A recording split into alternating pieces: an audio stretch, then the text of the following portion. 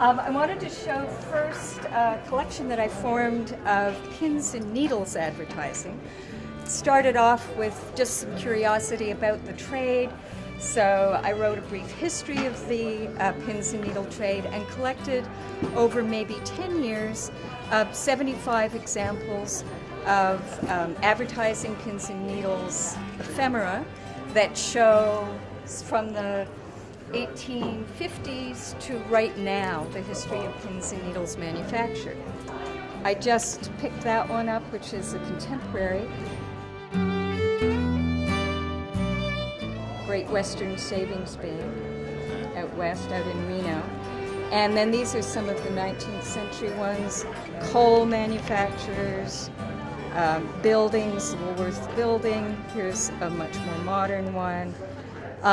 And these are grouped thematically. Okay. There's, for instance, I think I now have 15 different grocery stores represented.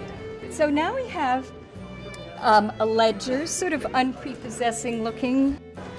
And it's the ledger of the guard, the military guard, that was guarding what was known as the Long Bridge between D.C. and Virginia. And this is at the southern end, so this is the Virginia end.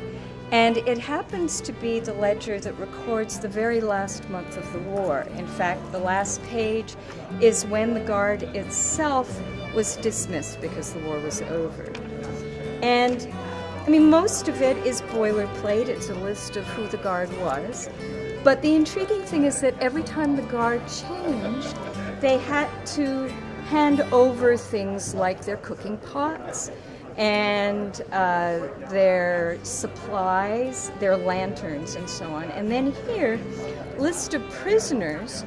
In that last month of the war, people were still swimming the river to try and get from one side to the other illegally. Some people were, here's one that was falsifying a pass.